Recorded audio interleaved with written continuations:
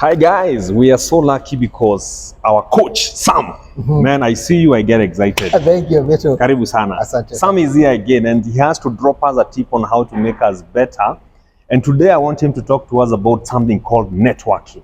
You know, networking is scary to a lot of people. Exactly. Because you go out, you have to meet with strangers and all that. You don't know how the strangers are looking at you, how they are judging you. Yeah.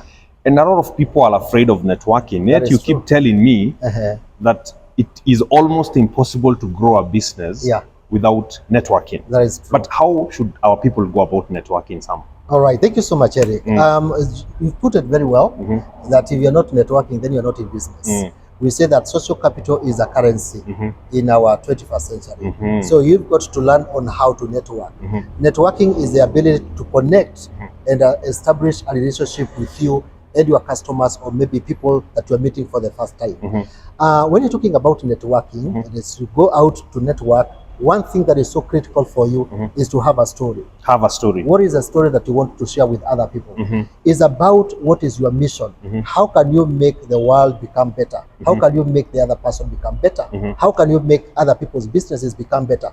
That should be in the mind of anybody else. When you are going out there, get to know what is your story. Yes. Okay. So you have to have a story to tell people. Yes. But let's take, for example, a very simple example. You know, say, for example, somebody is a barber.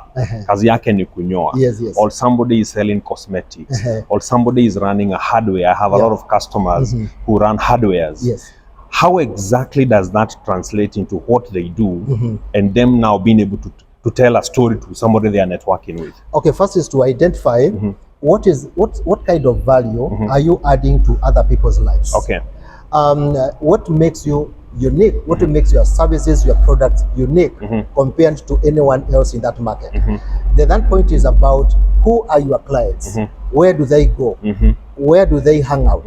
So that you can get to go exactly where they go.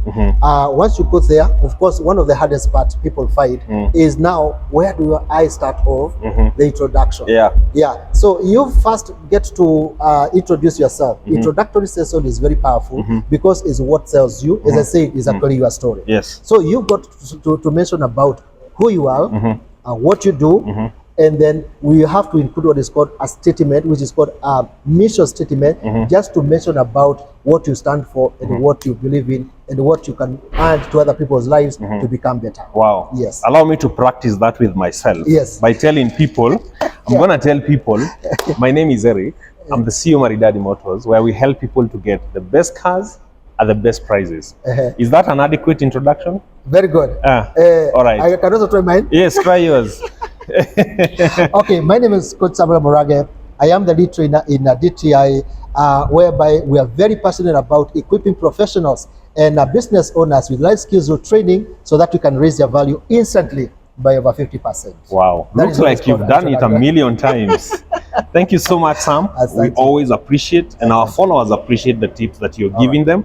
And we are hoping they will give us testimonials on how the tips you're dropping them are making them better. All right. Thank you so much. Keep it here at Murage Motors. Asante.